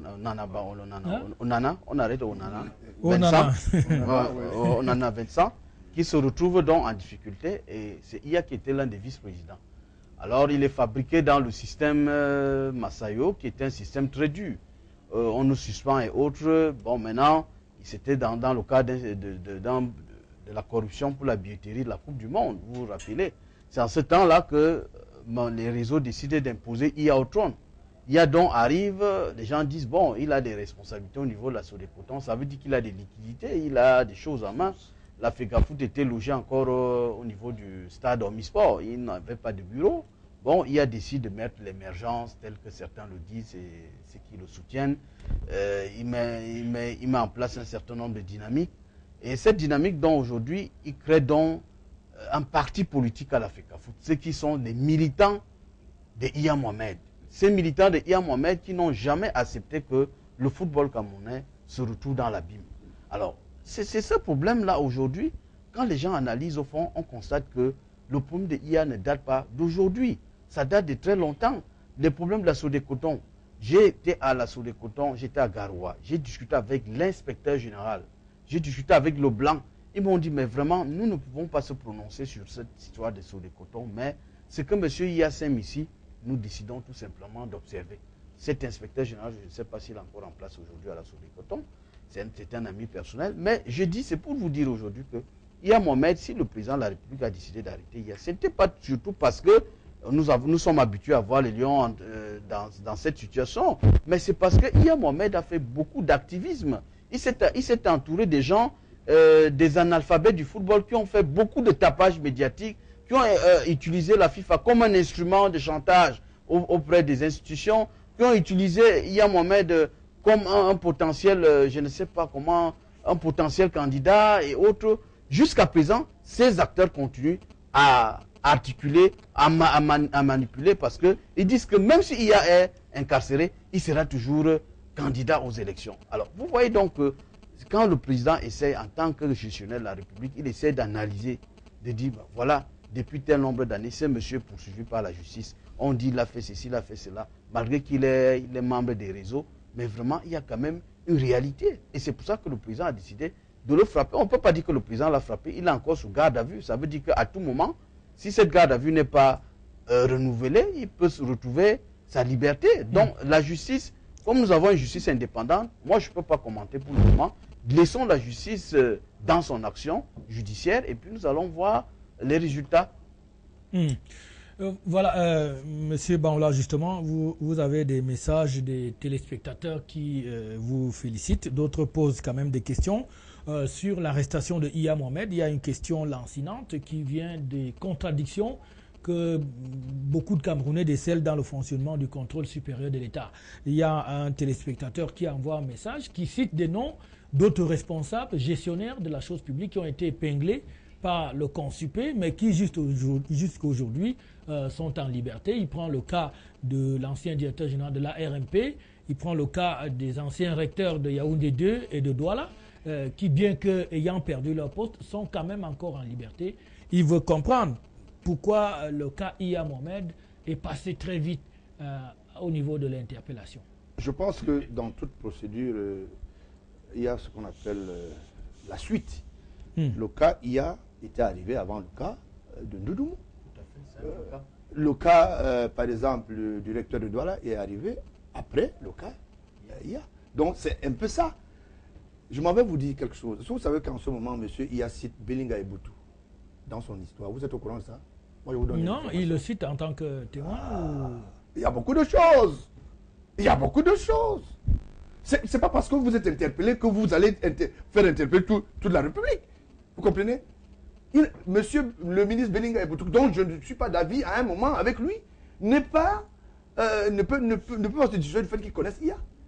Pour que IA arrive là, et je veux me répéter aujourd'hui, c'est monsieur Abba Emmanuel, le feu Abba Emmanuel, qui introduit IA auprès des instances sportives. Parce que, en réalité, il n'était parrainé de personne. Il était dans son canton natal, là-bas, il n'avait que pour parrain ici, à Yaoundé, monsieur Ababa, qu'il a introduit. La feu première dame, Jeanne-Irène Bia, c'est de quoi je parle. C'est à son âme. Vous comprenez à peu près? Bon, vous comprenez? Il ne faut pas dire, il ne faut pas éluder tout. Qu'on dise que non, les gens sont tombés du ciel. Non, pas du tout. Il a été parrainé. Qu'on ne veut pas, il y a une histoire. Vous comprenez? Monsieur Iya a des amis avec lesquels il a partagé, il a mangé. Il a avalé les dîmes publiques. Maintenant, il faut qu'il puisse se terrer dans son endroit. Il dit non, je suis d'accord, qu'il interpelle toute la République. Mais je voulais dire que ce n'est pas le cas du football. Iya devrait être interpellé depuis l'histoire du complot d'un coup d'État qui s'est fait dans ce pays. Je me refuse parfois de dire un certain nombre de choses. Parfois, je me dis, il ne faut pas réveiller parfois les vieux démons. Mais parfois, quand les téléspectateurs veulent savoir, on peut aller jusqu'à un niveau. Vous comprenez à peu près? Donc, et ça fait que ce monsieur pactise avec le diable depuis contre le système du renouveau. Ce n'est pas parce que c'est le système de l'IA. Il a ses intentions qui sont même parfois légitimes. Mais tu ne peux pas les légitimer à travers l'instrument de mesure de l'État. C'est ça mon problème. Chacun peut rester, chacun peut faire ce qu'il veut. Vous comprenez à peu près? Donc, c'est des gens qui ont joué leur temps. Et quand il a voulu jouer, il a joué au billes, et maintenant il est en train de payer le prix. Et je dis aux téléspectateurs ici que si on veut poursuivre IA a interpellé pour 5 ans de gestion pour 9 milliards. Moi je dis pour 29 ans pour 273 milliards. On a des documents. J'ai ramené un document ici dans votre studio ici pour vous dire voilà les documents. Vous pensez que comme il sera jugé pour les 5 ans, moi je vais encore aller redéployer la justice. Dit non, j'ai encore des éléments nouveaux. Et c'est pas mauvais. Et puis on ne gère pas une république avec ce qu'on appelle la pitance de la pitié. J'ai l'impression que les gens s'oublient. Il y a les lois, il faut les mettre en application. Il y a des mesures d'accompagnement sociétal, il faut les mettre en application. Donc, il n'y a pas de politique de 2 poids 2 mesures. Non, il n'y a pas de politique de 2 poids 2 mesures. J'ai dénoncé ici, dans ce studio, en disant que M. Kavaïega a voulu faire le rachat de la Solecoton. La société Kamensu, dont il est à 95% actionnaire et propriétaire, a voulu bien assurer l'enveloppe IA a émis ce qu'on appelle une feuille de non-recevoir. Vous comprenez à peu près? Donc, c'est des choses qui sont réelles. Et les gens ont des intérêts derrière.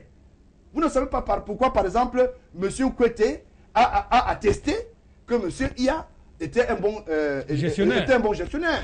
Il a mangé, mais n'a pas dit à M. Biya que M. Biya, j'ai mangé. Vous comprenez à peu près? C'est des choses que... Mais c'est quand même des contradictions que le petit Camerounais ne comprend pas. On veut faire comprendre au Camerounais que c'est une même équipe, sauf que chacun porte un maillot. C'est ça. Et il y a un qui est tombé. Le numéro 11 est tombé, il s'appelle IA. Ça va. Ok. Donc il n'y a pas de problème. Nous n'avons un problème aujourd'hui. Comment sortir le Cameroun de ce bateau? C'est ça le problème. Ok.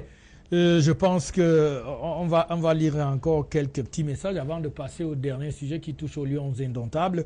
Il y a ce téléspectateur qui pense qu'on aurait pu arrêter Iya Mohamed depuis le pénalty raté de Wemé s'il s'agissait d'une affaire de football. Donc il pense effectivement que Iya est interpellé pour d'autres problèmes, notamment la gestion de l'assaut de coton. Un autre message depuis Porto Novo: comment les États africains pourront faire pour se débarrasser de ces personnes, de ces présidents de fédérations qui sont protégés par la FIFA. Donc un message qui vient du Bénin. Et il demande comment est-ce qu'on pourra faire, parce qu'il se rend compte que dans presque tous les pays, on a des présidents de fédérations qui sont protégés par la FIFA, qui menacent toujours de suspendre les pays au cas où. Donc, un autre message à lire très rapidement. Monsieur Billet, bonne analyse. Et pourtant rappeler que le cas IA, comme la plupart des cas d'ailleurs, n'est que la résultante du système BIA. Monsieur Mbele Serge qui envoie ce message et qui partage votre analyse. Les messages ne font que comment se fait-il que chaque jour on arrête les détourneurs de fonds publics et qu'il y ait toujours des fuites d'argent dans le pays. Le message est donc passé. Salut, c'est Cédric. Cédric qui pose la question. Depuis Yaoundé, M. Atangana doit comprendre que le match Cameroun-Togo a été la goutte d'eau qui a fait déborder le vase pour IA. Donc lui aussi il pense que ce match a quelque chose à voir avec l'interpellation de M. Iya Mohamed. Un dernier message: moi je trouve que l'arrestation de Iya est liée à la FECAFOOT de la part de Alain depuis Yaoundé. Bon, je crois que dans l'ensemble, on sait qu'officiellement M. Iya est arrêté pour sa mauvaise gestion de l'assaut de coton entre 2005 et 2010, même si on peut lire d'autres choses, que Nomgi Junior, je crois que nous excuse avec ces déclarations non fondées. Ne manipulez pas le peuple. Pourquoi Nomgi? Et bon, c'est Gabriel. Nomgi, je crois que c'est le nom qui a été, le titre qui a été donné au président. Voilà. Pourquoi pas appliquer l'article 66 de la Constitution pour définitivement être sérieux dans la gestion de la chose publique? C'est un message qui nous vient de Amskim depuis Yaoundé. Marcel qui demandait où se trouve le siège de votre parti, parce qu'il tient absolument à devenir membre. Il veut donc acheter sa carte. Bonsoir à vous. Peu importe l'origine de son interpellation, la chose est qu'il devait être arrêté. Bon, c'est un autre message. Je reste convaincu, je reste convaincu qu'on s'est servi de l'assaut de coton pour dégager IA de la FECAFOOT, ce qui est bien. C'est ce que pense Biémen Bertrand, qui indique qu'on s'est juste servi de l'assaut de coton pour régler l'équation IA Mohamed qui commençait à poser problème. Bon, on ne peut pas aller plus loin. Il y a beaucoup de messages qui nous parviennent, mais nous ne pouvons pas tous les lire compte tenu du temps imparti à l'émission. On parle très rapidement des Lions indomptables. Est-ce que la qualification pour la prochaine Coupe du Monde est encore possible? On sait que les Lions jouent demain du côté du Congo démocratique contre les Léopards de la RDC. Un match dont l'enjeu n'est plus à démontrer. Le Lion qui sortent d'une défaite contre le Togo et qui sont en concurrence avec la Libye qui, elle, est allée battre le même Congo 2-0. Alors, est-ce que la bande à Volker Finke peut encore se qualifier? Les chances restent dans ces éliminatoires de la Coupe du Monde. Romain Roland? Oui, fait. Vous savez, en matière de football, la balle est ronde et on peut s'attendre à toutes les hypothèses possibles. Et je crois qu'il a aussi de l'habitude des Camerounais de jouer les équations de si et seulement si. Donc on est quand même habitué. Mais il faut le dire, comme nous venons de parler tout à l'heure des problèmes de gouvernance et autres, je crois que le football aussi est victime de ce problème de gouvernance. Parce que vous voyez, il y a la dernière minute où les Lions avaient besoin de certaines concentrations. C'est à ce moment-là qu'on est venu déstabiliser avec le banc de touche. L'esprit d'équipe en remplaçant un entraîneur qui n'avait rien à se reprocher dès lors qu'on l'avait appelé en tant que sapeur-pompier et qui avait réussi tant bien que mal à éteindre, je ne sais pas, des flammes, même si on pouvait encore évoquer le cas de fumée.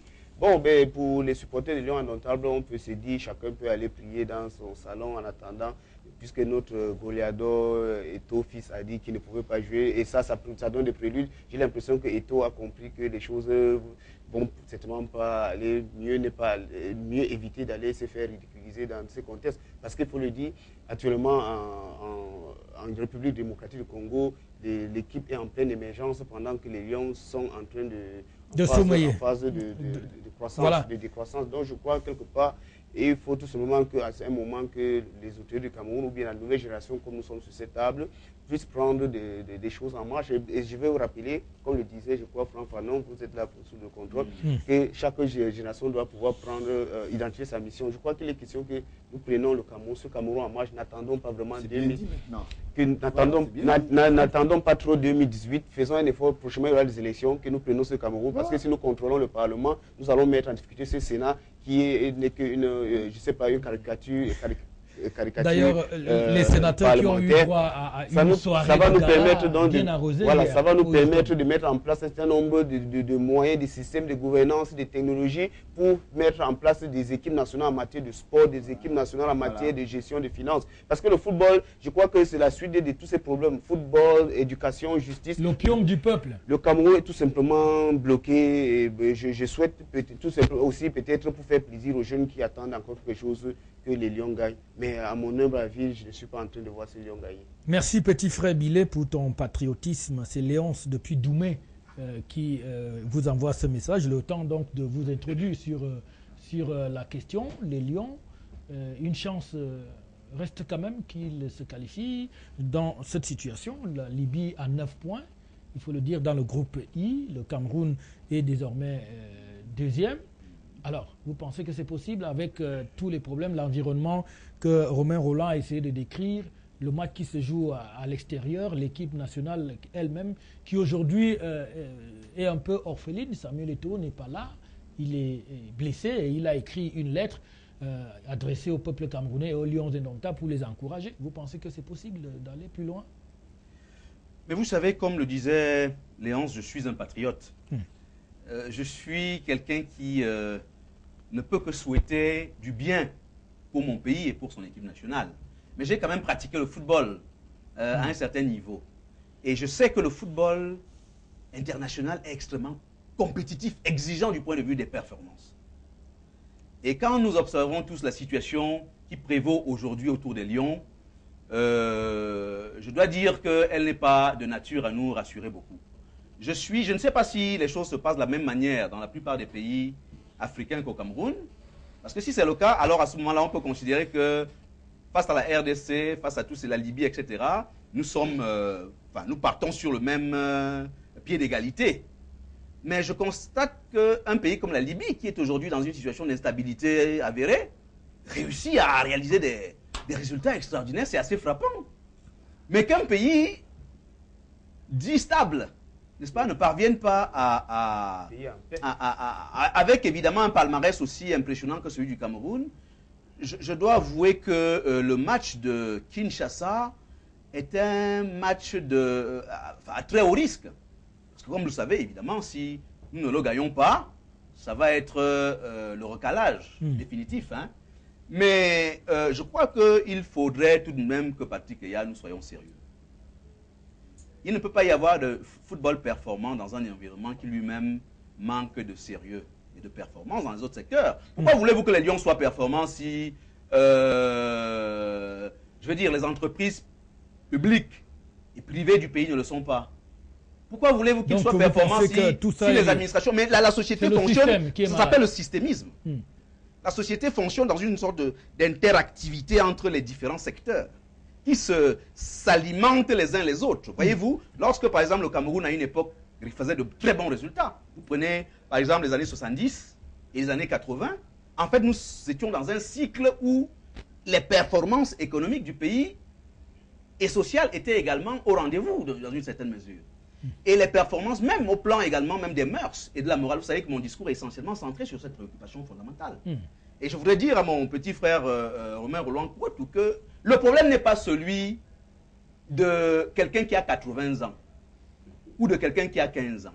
Le problème est qu'est-ce qu'il y a dans la tête du type de 80 ans ou du type de 15 ans. Il peut y avoir les mêmes choses, le même logiciel. Faites attention à cette mise en garde que je fais aujourd'hui au peuple du Cameroun pour qu'ils comprennent très bien que dans cette espèce de tendance, moi-même je suis un jeune, hein, j'étais le plus jeune candidat à l'élection présidentielle, mais je n'ai jamais manqué de mettre en garde sur le fait qu'il ne suffit pas de critiquer un système pour venir reproduire la même chose. Les mêmes causes produisent toujours les mêmes effets. Voilà. Bonjour, le père de M. Baoula est le principal responsable de la débâcle morale, financière et institutionnelle du pays.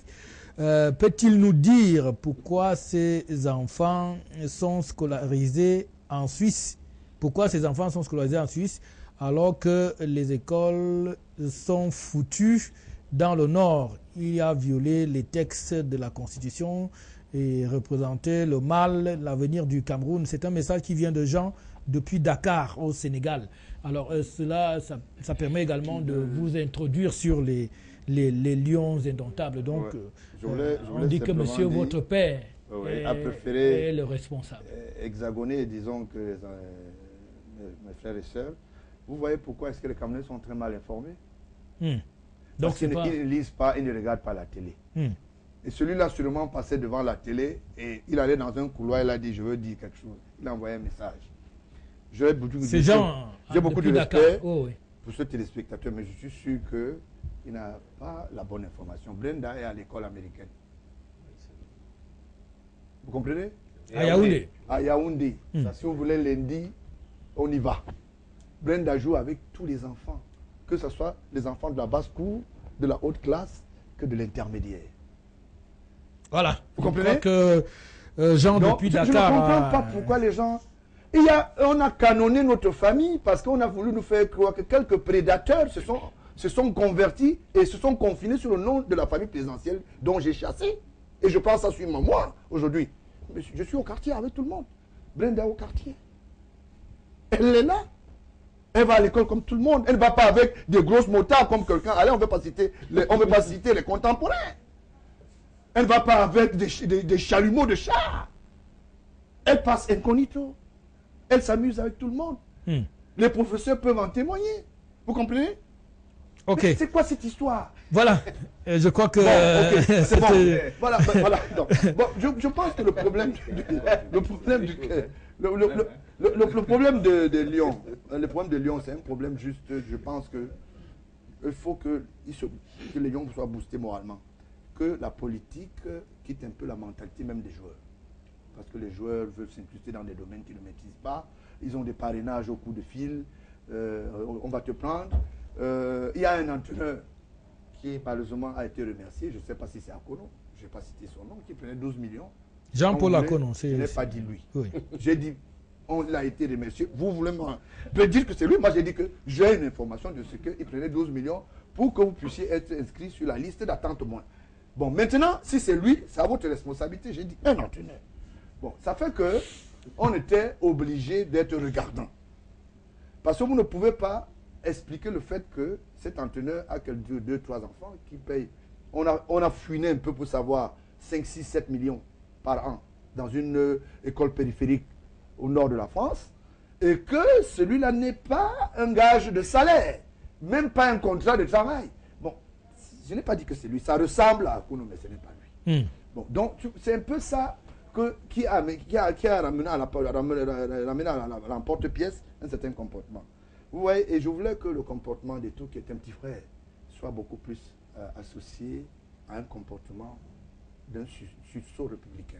Ça veut dire qu'il va falloir qu'il fasse la part des choses. Vous comprenez, hein? On a besoin de lui maintenant. C'est vrai qu'il y a des copies qui nous a servi. Bon, je suis malade, c'est bien. Mais on veut voir un Eto'o même assis sur le gradin. Vous comprenez? C'est ça aussi l'aîné. C'est ça aussi booster les autres. Parce que les Milas se sont assis sur le gradin et l'ont encouragé. Vous comprenez à peu près? Vraiment, il faut faire des choses avec beaucoup de fiabilité culturelle. Nous avons une culture africaine. Hein? Donc, ils peuvent encore gagner. Cette victoire sera la victoire des Camerounais et c'est la victoire du tourisme, c'est la victoire de la de tout ce que ça peut comporter. Donc, et je dis ici, M. Biya n'est pas un dictateur et Biya ira normalement en vacances, retraite politique comme tout le monde. Vous avez compris? Et il a balisé un chemin. J'ai entendu dans une radio périphérique quelqu'un qui a dit Biya en train de préparer le retour aux affaires. Vraiment. Je vous dis, je suis le fils aîné. Je m'excuse pour ce que je ne vous en fume pas. Hein? Je voulais simplement vous dire que c'est un monsieur comme tout le monde. Il estime qu'il a été là. Et vraiment, à un moment, il lui faut du repos. Hein?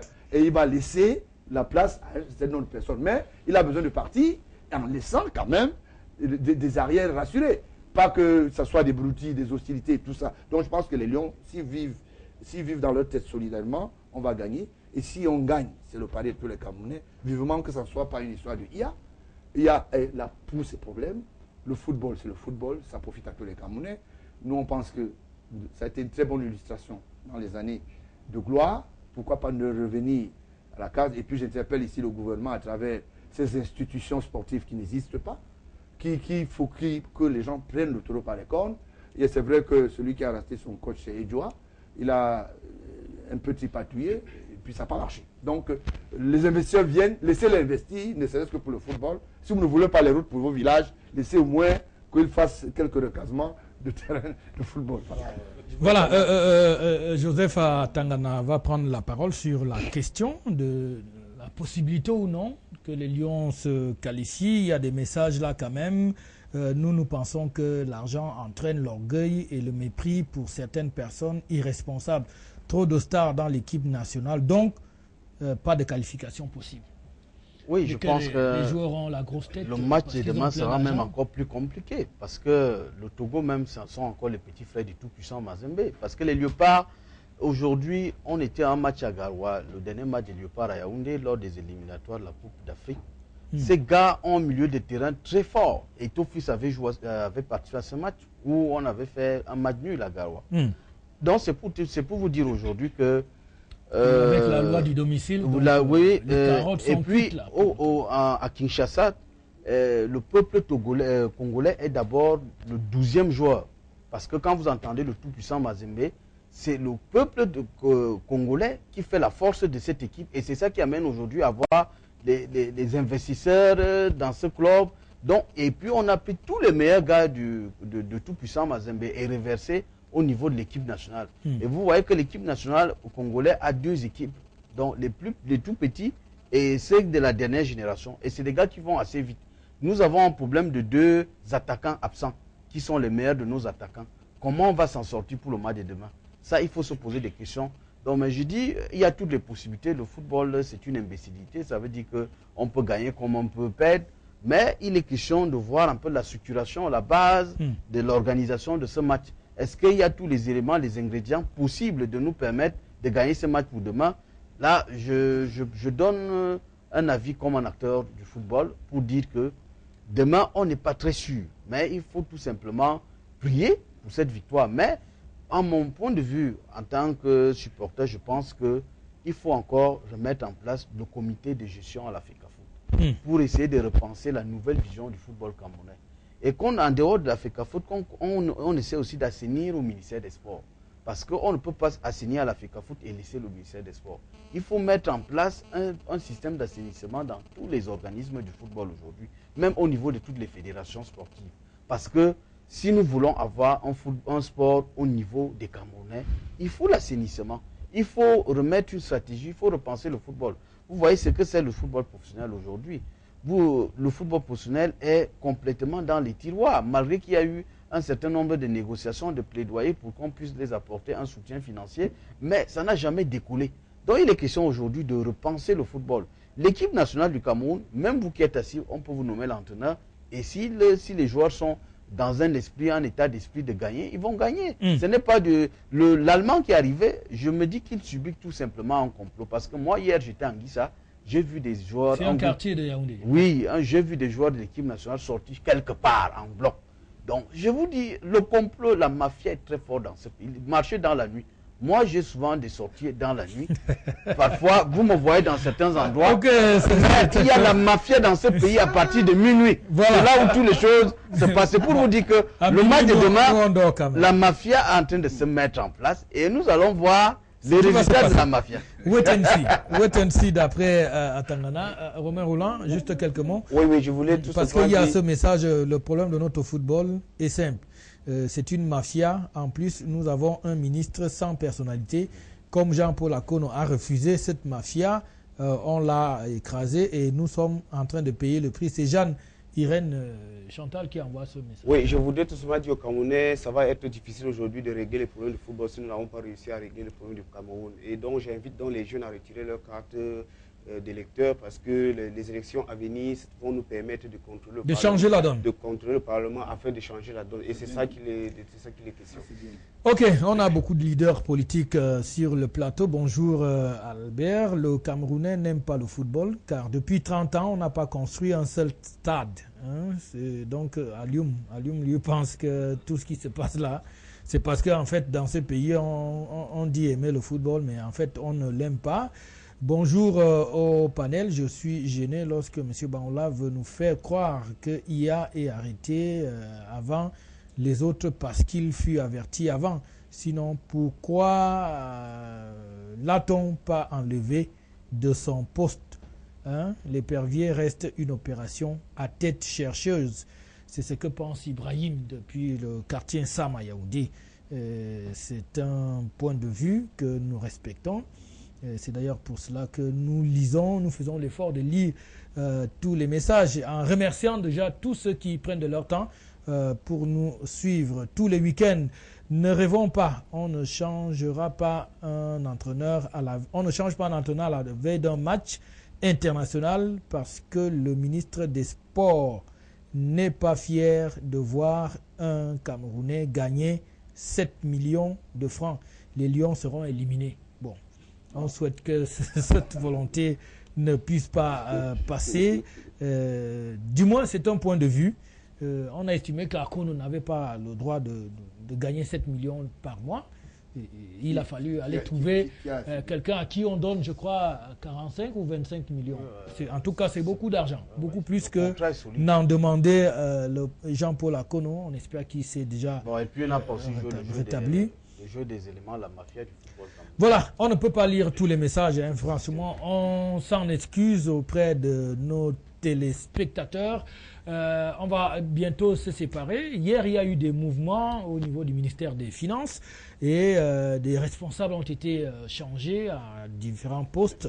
La direction générale du Trésor, la direction générale des impôts, la direction générale du budget également. Il y a de nouveaux responsables. Nous avons pu prendre la première réaction d'une dame qui a été maintenue à son poste. C'est madame le directeur général des douanes. On va vous faire vivre juste quelques secondes des images. La fête qui a prévalu à la direction générale des douanes, Madame Libom Liliken, qui a tenu à remercier le bon Dieu. Elle a dit que c'est là la volonté divine qui a donc parlé et nous y étions. C'était des images qui ont été tournées un peu à la va-vite. On a sablé du champagne et elle a tenu à préciser que ces derniers temps, elle a été l'objet de beaucoup d'attaques dans la presse et que finalement le chef de l'État a tranché et elle a été maintenue à son poste. Elle est très contente et promet d'ailleurs d'en faire un peu plus au niveau des recettes des impôts pour la suite des événements. La directrice générale des douanes qui a été maintenue à son poste, elle dit qu'elle en est très fière et remercie le chef de l'État malgré tout ce qu'on a écrit dans la presse. Merci par les contribuables qui ont postulé pour qu'elle puisse rester là. On a indiqué que son fils avait beaucoup de milliards au niveau des États-Unis. Alors, donc, c'est des images qu'on a tenu à faire passer. Vous la voyez là, le doigt en l'air, en train de remercier le ciel parce qu'elle ne s'attendait pas Moi, je pense que c'est une image ridicule pour le Cameroun. Parce Elle est ridicule. Mais je trouve cette image ridicule parce que lorsque vous avez la charge, c'est pour diriger une entreprise ou bien un service d'État dans l'intérêt des populations. Lorsque vous affichez ce message, tout simplement, ça veut dire que vous avez des intérêts personnels qui vous permettent de vous jubiler. Ça n'empêche pas quand même d'être... La gratitude existe aussi. La gratitude ne consiste pas à fêter. Je crois tout simplement elle aurait fait de réunir le personnel et remercier le personnel pour le travail qu'ils ont battu ensemble. Mais c'est ce qu'elle a dit, elle a remercié le personnel en disant que c'était leur victoire aussi. Oui, et donc quand vous nous présentez à nous, la population, cette fête que M. Biya, qui est le bon Dieu de Madame, parce que lorsque vous entendez qu'elle remercie le bon Dieu, c'est que M. Biya l'a maintenu à son poste. Là, vous risquez... à s'engager. Alors, on a... Là, on sable du champagne, c'est très bien. Bon, je voulais simplement dire, je ne comprends pas. Pourquoi même M. Bialou ne fait pas les fêtes tout le temps? Ben, c'est lui l'organisateur. Hein? Il distribue Parce que les cartes. je n'arrive pas à comprendre. C'est lui le distributeur. Vous travaillez, c'est vous qui... mais vous êtes le meneur de votre politique. Vous vous abstenez de faire ce qu'on appelle du clientélisme. Mais les autres s'attellent à des comportements. Quand on va dire, justifie ce que tu as pris dans la caisse, tu dis, Dieu, là, cette fois-là, le pot bien est mauvais. C'est comme ça que les Doudoumons ont été remerciés une fois. Vous allez soutenir quelqu'un, si je lui envoie mon cas, vous dites que vous faites la majorité, vous demandez pourquoi faire. Mais allez travailler. Pourquoi est-ce que les gens ne comprennent pas ça? C'est à peine qu'on sait que le chef d'État fête son anniversaire. Hein. Vous comprenez? Mais je connais des directeurs généraux ici, les ministres qui prennent en otage tout un ministère. Il faut qu'on comprenne et les champagnes coulent. Je n'arrive pas à comprendre ça. Bon, si elle a été maintenue, c'est une très bonne chose. Ce que je veux, c'est qu'elle multiplie sa production douanière x 10 pour que les Camerounais puissent avoir ce qu'on appelle une bonne sémence financière. Et j'estime qu'elle a la place qu'il faut parce que c'est une femme quand même. Elle a travaillé ça. Il faut reconnaître ça. Elle a apporté une nouvelle touche à la douane. Ça, je ne peux pas ne pas le dire. Mais je dis quand même qu'elle a des efforts à faire et ne touchez pas à l'argent public pour faire les fêtes. Voilà. Bon. J'espère que c'était un toast et que ça s'arrête là. Ok. Moi, je voulais tout simplement féliciter vraiment un dernier mot, oui. Le ministre du Contrôle supérieur de l'État, M. Evaïssi Henry. Vraiment, ce monsieur m'a touché avec le dossier de hier Mohamed. Vraiment, je lui transmets toutes mes félicitations. Que si les membres du gouvernement peuvent copier ce monsieur, vraiment, je le salue pour son action. Son courage. Même Ouais, comme, comme ça.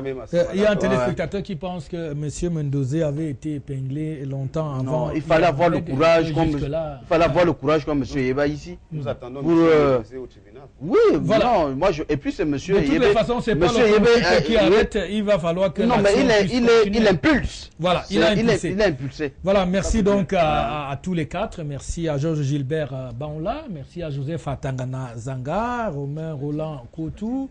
Un dernier mot, juste un dernier. Il me semblait qu'il y avait un dernier tour de oui, table. Juste un dernier. Je ne vais pas participer. À défaut de participer au champagne sable là-bas, au minimum, l'on puisse participer à un dernier tour de table. Oui. Simplement pour aller dans le sens de ce que les autres panélistes avaient déjà plus ou moins indiqué ici. C'est que dans le fond, nous avons besoin de mettre en œuvre de nouvelles manières de faire dans l'espace public camerounais.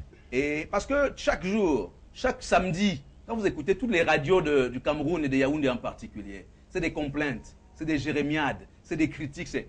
Mais sommes-nous au minimum capables de considérer que si le mal est à ce point établi, nous devons véritablement nous investir pour une thérapeutique qui soit à la mesure de ce mal-là. Ouais.